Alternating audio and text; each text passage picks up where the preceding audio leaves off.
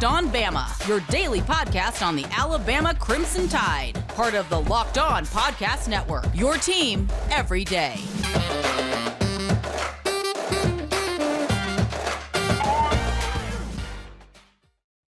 Hey, everybody, and welcome back into Locked On Bama. Luke Robinson, that's me. Jimmy Stein, that's normally him, but he just can't make it tonight. Long, arduous weekend. And so I'm going to be riding solo for this podcast, but I felt obligated because to come up with this podcast. Number one, because we didn't do a reaction video after the LSU loss, and I wanted to talk about that for just a second. First of all, I do need to thank everybody for making this the first place you listen. Jimmy and I truly do appreciate that. And this podcast today is brought to you by Stat Hero, and I will be talking about them in just a little bit. However, I want to go back to this LSU thing just for a second. Another loss that just shouldn't have happened. There's no other way around it. If you had told me at the beginning of the week Alabama would lose to LSU and beat Texas A&M, I'd say, okay, that sounds about right. If you had told me that they would have lost one of those two games by 16 or more points, double digits, and the other one in overtime, I would say, well, Texas A&M sort of hit a freaky bucket or something, and LSU took care of business. It was the absolute opposite. This team is just not playing very well right now. We all know it. There's not much you can say about it. As somebody who listens to the podcast said, he's sort of tired of fans questioning the effort of the team. Now, I get it. That is always the default answer whenever a squad loses, that they didn't try hard. I don't know. In Texas A&M game, maybe. I don't think they played all too great, obviously. But in the LSU game, I thought Alabama played pretty hard. And I just don't think they could get it going in terms of finishing the deal. I shouldn't say get it going. They couldn't get the deal finished. But it is scary because this team now has lost their last two games. They also gave up a big lead against South Carolina. Now they came back and won by a wide margin the previous Saturday, but it just feels like something's off, doesn't it? It really does. And J.D. Davidson saying he didn't know the time left on the shot clock is a scary thing to say. This is a guy that's played basketball all his life, and you would think, even if the coaching staff didn't say anything to him, and I believe firmly that they had, that he would have the basketball IQ to look up there and understand what is going on. All that being said, look, the regular season's over now, okay? Nobody is truly happy with this regular season. At the same time, it's not the end of the world. It's not awful. Let's remember, Alabama's been to the NCAA tournament 22 times, okay? That's a lot. It's like fourth in the SEC or fifth in the SEC, I think.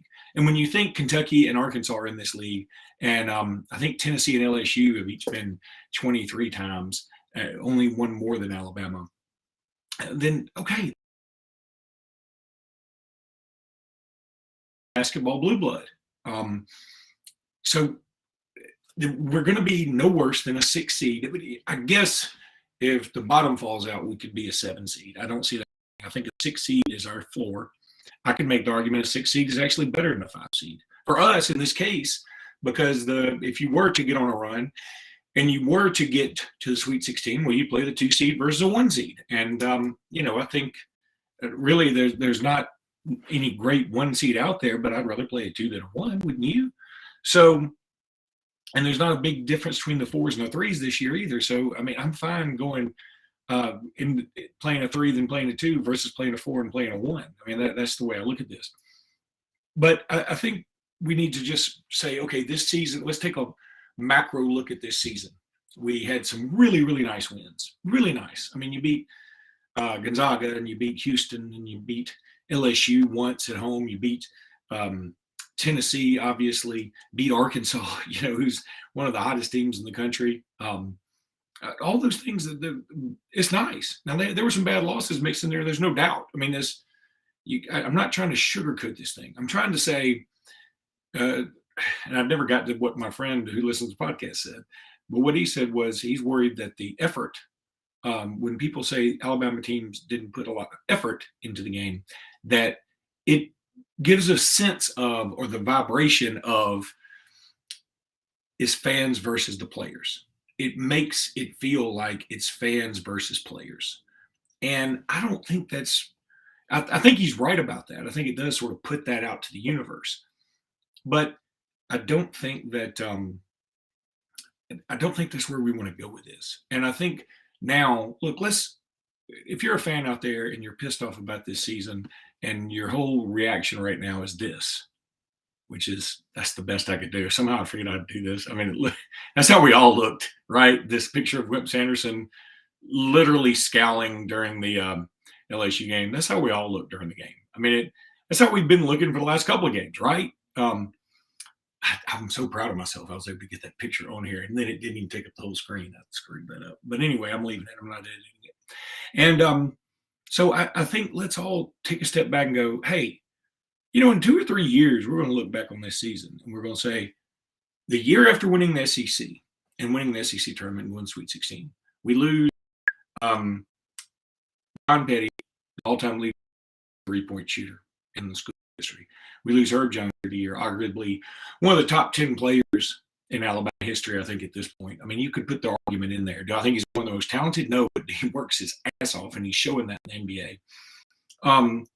And we also lost Namari Burdett at the beginning of the season, a guy we were going to depend on very heavily.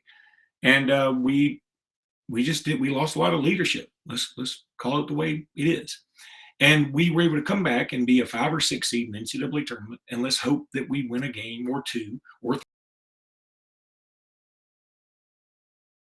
It wasn't as bad as it seemed in the moment. This is also exacerbated by the fact that Auburn just won the outright SEC championship. There's no sugarcoating that either. Alabama fans, that pisses them off. We don't like it. Not every, but a lot of Alabama fans I'm talking to, they just can't stop bitching about Bruce Pearl or bitching about this. And look, say what you want to about Bruce Pearl. He's a hell of a coach, and they've got a hell of a team, and that's just the way it is. And they went out and did what they had to do. No, they didn't have to play Kentucky on the road, and they didn't have to do this, and they didn't have to do that. They didn't play Kentucky twice. Doesn't matter. This is the system we have, and Auburn won it, and they deserve it. And they should cut down the nets and be happy and make memes and do whatever the hell they want to. Alabama needs to worry about Alabama, and I'm hoping that the team will take these next 2 tournaments and sort of put the regular season to the side. Now, we can later argue whether this regular season is good or not. I'm going to say, historically, this regular season is going to be quite well far on the good side of things, right? It's been a long time since we've been to back-to-back NCAA tournaments. So I think that there's a lot to be happy about and a lot to be proud of. And I want everybody to try and look at that more positively and look at this SEC basketball tournament coming up. No, we don't have the seed we want. But let's look at this tournament and say, okay, it's sort of hitting the reset button. We're good enough to win this tournament. I don't think we will. We're good enough to. But let's all just hit the reset and see how that goes. Okay, now I'm going to tell you about Bet Online. Look, you all know about Bet Online. Football might be over for this season, but basketball is in full steam for both pro and college hoops. From all the latest odds, totals, player performance props to where the next fired coach is going to land, BetOnline.net is #1 spot for all your sports betting needs. BetOnline remains the best spot for your sports scores, podcasts, and news this season.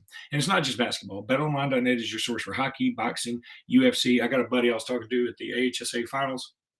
He was all fired about UFC stuff. I don't get it. I don't like seeing people kick the living crap out of each other, but he's into that. And if you are, you can go to betonline.net and bet on it. Head to the website there. Use your mobile device. Learn more about the for a while. Then there's also Run Your Pool. Look, March Madness is only like a week away. That means you need to start thinking now about where you're going to be running your brackets this year. Are you going to go for the usual? Don't do that. Nobody likes the usual. Are you going to look for the best? We've done our homework here at Locked On, and we're running brackets with runyourpool.com. Along with standard brackets, Run Your Pool offers game types like Survivor or Pick X or whatever the heck you want to do. They have options to edit scoring, and they offer more intel to make your picks, all the stuff you won't find at CBS or ESPN. Plus, they offer full white glove customer support, custom branding, and one of the easiest 3-minute setups you'll ever find. Clearly, we at Locked On believe Run Your Pool is the best because, like I said, we're running our brackets there ourselves. There's no truer test than that. If you want to play against us for a shot at a cash prize, join us at runyourpool.com/locked on. While you're there, create your own pool for your friends and family. Enter Pure Madness at checkout for $10 off your custom pool. That's runyourpool.com/locked on. We look forward to seeing you there at runyourpool.com.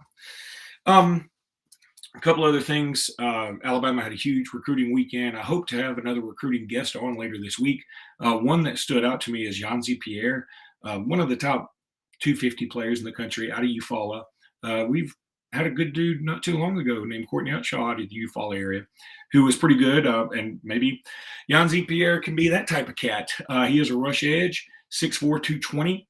One thing he said that really caught my attention in a Bama Online article, he said, a lot more stood out in Tuscaloosa than it did in the first time he visited. So it makes me wonder if Alabama's really turned up the heat on Yanzi Pierre, and I hope they have. Again, can't say enough good things about this state of Alabama class. I know if you're watching this podcast, you're probably a recruitnik like I am, so you already know that. But really fired up about it because, I did just do the finals, the HSA finals, and there are not a lot of great prospects this year in the state of Alabama basketball-wise. There's some good players, but there's not any great prospects. Barry Dunning was probably the best, and he's headed to Arkansas. But Alabama and Auburn didn't really pursue him very much. And I want to talk more about the HSAs in just a second. Also want to mention Jaden Daniels headed to LSU, the quarterback from Arizona State. I think that's a great pickup for them. It's weird. It's sort of like the Zach Calzada, TJ Finley, Demetrius Davis, Holden Burner thing over at Auburn. It's just a little bizarre to me that Jaden Daniels would transfer there when Miles Brennan just came back, and he sure did make it seem like that's his gig. I think Jaden Daniels is a better quarterback than Miles Brennan, though. So I think this is a good pickup for LSU, as long as they can keep the locker room in a good place. And, look, winning cures all, right? If you're winning, the locker room's going to be fine. If you're middle of the road, this Jaden. But I think it was a good pickup by LSU, and so I got to give some credit where credit is due there. And I think it makes them more of a threat in the SEC West. I don't think LSU is going to be an actual threat to win the SEC West this year, but I do think that it makes them a lot more dangerous that they're going to have a quarterback by the caliber of Jaden Daniels. Look, let me go ahead and tell you about Stat Hero 2. Week one, man, you know how much I love March Madness. I do. And I love those brackets, but I can't remember the last time I actually went deep or even won any money in them. That's true. I never win money on these things. I'm hedging my bets this year with Stat Heroes NCAA Pick'em contest. I love them. They're awesome. Stat Heroes NCAA single game Pick'em pits the star players against each other. It's in an amazing hybrid between fantasy and sports gambling. Take back control from those handicappers that always seem to have the advantage, and they always do. Trust me, I've been through my share. Start focusing on the players you know best with a gameplay that doesn't rely on big spreads, long odds, or funky props. Stat Hero gives you the advantage, resulting in their gamers winning 4 times more often. Why?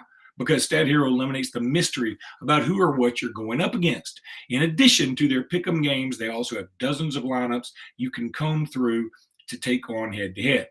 They simply post sets of players for you to take on with a set of players you choose. It's that simple. Stat Hero is the easiest and fastest way to get your sports action fix. Go check out Stat Hero, stathero.com/locked-on. You can sign up for free. Use promo code locked on. That is 100% match, guaranteed match. So you put in $100, you get $200 to play with. That's stathero.com. stathero.com/locked-on. stathero.com/locked-on. Use promo code locked-on for a 100% match. stathero.com/locked-on. Promo code locked-on. Terms and conditions may apply. Of course, they apply for everything. It's like that old thing, when they say somebody's day-to-day, aren't we all? All right, let's also talk about Built Bar.